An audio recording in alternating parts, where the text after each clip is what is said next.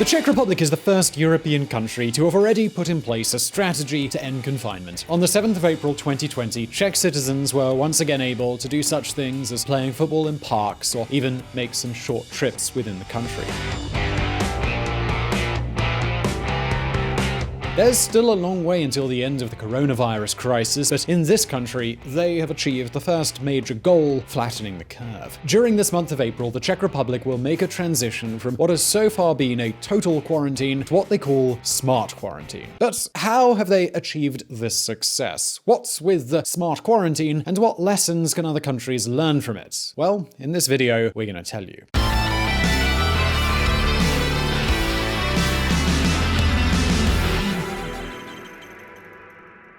The Czech Republic is a country that hardly gets mentioned in the media.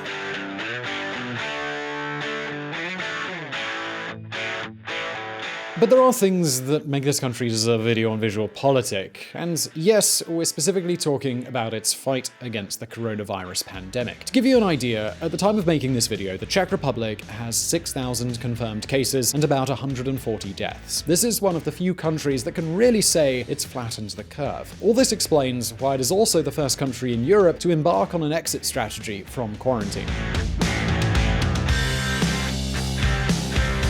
Other countries, such as Austria and Denmark, are also implementing similar plans. The Czechs were the first. But not only that, on the economic side, this country also has a lot to boast about. At the moment, unemployment has only risen to 5%. That's right, despite a month of quarantine, the Czech Republic only has a 5% unemployment rate. As you can see, if we compare the Czech Republic with other countries like Italy or Spain, the difference is like night and day. So what have they done so well in this country? And I'm sure some of you might be thinking that the Czech Republic must be spending a fortune on healthcare. But the truth is, they're not. Take a look at this graph.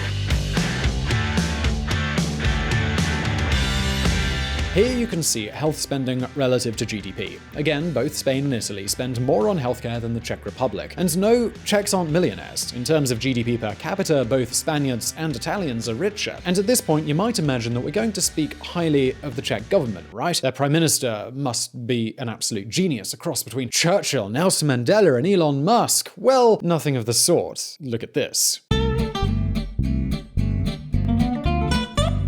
Corruption cases pile pressure on Czech Prime Minister. You heard that correctly. The news says corruption cases in plural. The truth is that the Czech Prime Minister Andrej Babiš is something like a bohemian Berlusconi, a billionaire, owner of various media outlets and up to his neck in corruption cases. And I know all this because I happen to live in Prague, and I have done for several years. I mean, everything I'm going to tell you today, I've lived it firsthand. So the question we are asking ourselves today is, how is it possible that the Czech Republic is starting to return to normal? What have they done right? Or put it another way, what have all the other countries done so wrong? And what's smart quarantine? Well, today we're going to answer all of these questions, but before we do, let's take a look at the history. Best of both worlds. Before we talk about coronavirus, we need to talk about public health. And yes, I know it's a debate that raises passions. If you're watching this video from the United States, you'll probably have all kinds of opinions about it. Some politicians say they want European-style healthcare, others say that it's communism. On the other side of the pond in Europe, we also have a lot of debates about public health, and many think that there are only two health models, public or private. That is, we either guarantee that everyone has access to healthcare, or people pay if they're able to. However, as we always say on VisualPolitik, the devil's in the details. True, all European countries guarantee universal access to healthcare. However, each country has totally different systems, and we can talk about two great models, the Beverage System and the Bismarck System.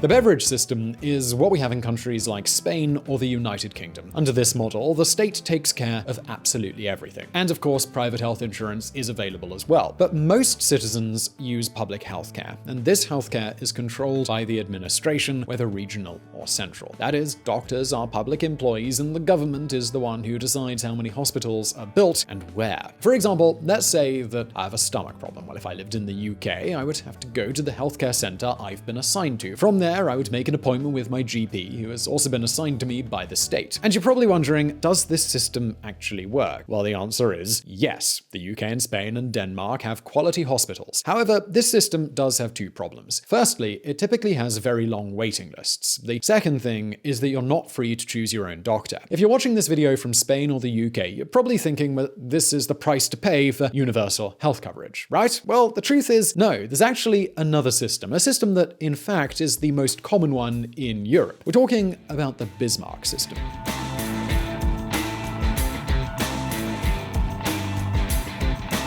The Bismarck system is what they have in countries such as Germany or the Czech Republic. In these countries, there's also public healthcare, but it's not managed by the state. So, well, who manages healthcare? Well, that's the responsibility of insurance agencies. For example, let's go back to my stomach problem. In this case, I would no longer go to a health center that I was assigned to, but I would go to a hospital of my choosing. In many cases, it doesn't even have to be a hospital. I could just go to a private clinic. The case of the Czech Republic I know well because I live here. In Prague, for example, it's very normal to go to small clinics where there are one or two doctors who specialize in a specific field. The first thing they're going to ask me when I go to their clinic is for my insurance card. The insurance company is the one who's going to pay for my treatment. In the case of the Czech Republic, you can choose from 7 public insurers. And yes, I did put those two words together, public insurers, because even if healthcare is not managed by the state, insurance agencies are not completely private. They are a hybrid between non-profit foundations and state-owned enterprises. That is, they compete with each other, they are independent, but at the same time, they have regulated prices. In other words, the Bismarck system has the best of both worlds. The state guarantees universal coverage, and at the same time, there's a competitive market. Insurers compete to offer more coverage, while hospitals compete with each other to obtain patients. In my case, for example, thanks to this system, it's very easy to find doctors who speak English without having to pay a fortune to a private clinic. And I know what you're wondering right now. What does all of this have to do with coronavirus? Well, think about it. In a system where everything is managed by the state, hospitals have little autonomy. So what happened in Spain? Well, the government didn't take the threat of coronavirus seriously. And that means almost no hospital could buy masks or respirators. At the end of the day, it's the government that buys them. In a Bismarck system, countries, hospitals, and clinics have been able to search for healthcare providers since January. But hold on a moment, because this is not the only difference. Let's take a look at that other difference right now. From Taiwan with love. If you ever visit Prague, there's something that's sure to catch your eye. You're going to encounter some Tibetan flags, and you'll say, well, what does Tibet have to do with Czech Republic? Well, the truth is that since 2018, Prague has an individual appointed as mayor who happens to be the man hated the most by the Chinese regime, and I'm not joking. Mr. Zdeněk Hryb is one of the Pirate Party's few European politicians who makes no secret of showing his ill will towards Beijing. He's done so for years. And in a country like the Czech Republic, this can be a bit of a problem. Prague receives 600,000 Chinese tourists a year, and we're not just talking about tourism. For example, Home Credit is one of the most popular consumer credit companies in China. Its founder, Petr Kellner, is the richest man in the Czech Republic. For years, China has made a lot of investments in this country, and Home Credit is just one example. At some point, China came to consider the Czech Republic as its gateway to doing business in Europe. But that honeymoon has come to an end, and if relations with China went sour on February the 9th, they were well and truly over. It's official. Czech government bans direct flights to China. It's not hard to imagine the reason for banning flights: coronavirus. But as obvious as that sounds to us now, at the time it was very controversial. In fact, the Czech Republic was the only European country to ban flights to China until the WHO itself advised it. Check out some of the WHO statements from February 2020. WHO chief says widespread travel bans not needed to beat China virus. And you'll say, why did the Czech government not listen to the advice of the WHO? Well, because of this. Prague mayor thanks Taiwan for sharing COVID-19 response materials. Exactly. Throughout this year, Taiwan has been sharing information with the Czech Republic. Basically, by breaking its ties with Beijing, Prague has teamed up with Taipei, the capital of Taiwan. And these diplomatic relations have been very useful in the current global crisis. On the 7th of March, Prague received all the information that had been collated by Taiwan on how to respond to the coronavirus crisis. For example, contrary to the WHO's recommendation, Taiwan advised citizens to wear masks. It also explained how to do mass tests effectively. If you think about it, from a political point of view, we can understand a pandemic as a problem of supply and demand. Suddenly, demand for medical care soars to saturate supply. So what's the first step? Well, that's to try and reduce demand. That's why this piece of news was so important.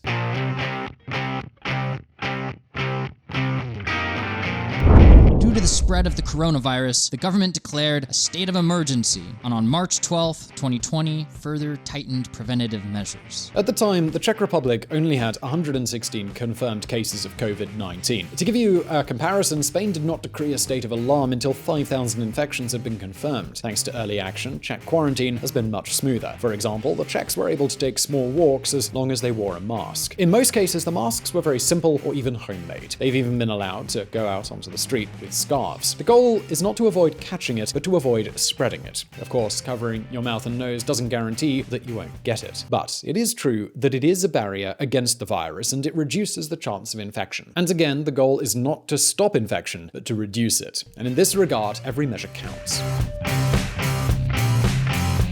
But most importantly, having started confinement measures earlier, the number of infections have not escalated as fast. Look at this graph.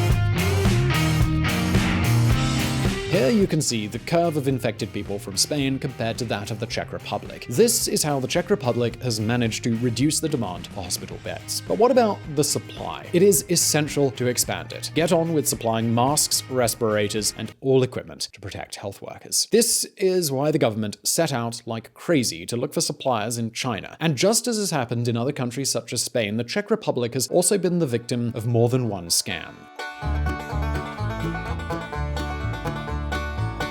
80% of rapid COVID-19 tests that the Czech Republic bought from China are faulty. However, this has not been the only measure. At all times, the Czech Republic has counted on its own society. For example, the Czech Institute of Computer Science has developed its own respirator design for 3D printing. Even the Czech government itself has been helping internet users so that they can print their own respirators. And this is a very curious thing because, as a comparison, in Spain, there are also people with 3D printers. They've also been organized online. The problem? Well, for some reason that we just don't understand, the government has rejected them. Madrid says no to the 3D printer solidarity. After some days accepting homemade protecting screens, the regional government of Madrid has changed its mind without giving any reasons. Thanks to all these measures, the Czech Republic has not only prevented saturation in hospitals, it is now also starting to help other countries.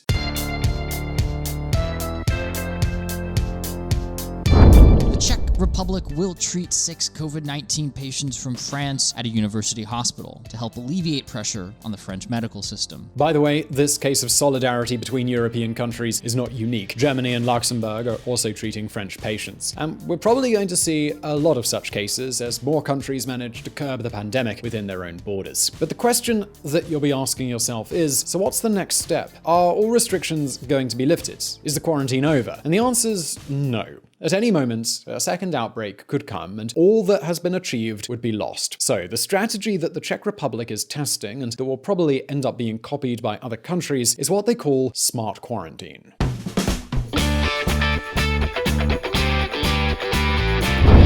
Republic to launch a smart quarantine. Data from mobile operators and bank card payments will now be accessible to the regional hygiene authority to track movements of new coronavirus-infected people in order to identify and isolate them. And it only requires citizens to agree and give their consent to being tracked. Basically, the government still can't test the whole population. So what they're going to do is use mobile phone data and credit cards. Let's imagine that I take a COVID-19 test and end up positive. In this case, the doctors are going to ask me if I want to give give the government access to my cell phone. Of course, it's all voluntary. Using geolocation and my mobile data, the government can identify all the people I've been with in the last week. It's very likely, unknowingly, that I could have infected them. So I and all the potential victims would be obliged to quarantine. In this way, only those who are infected have to stay at home. The rest can continue a more or less normal life.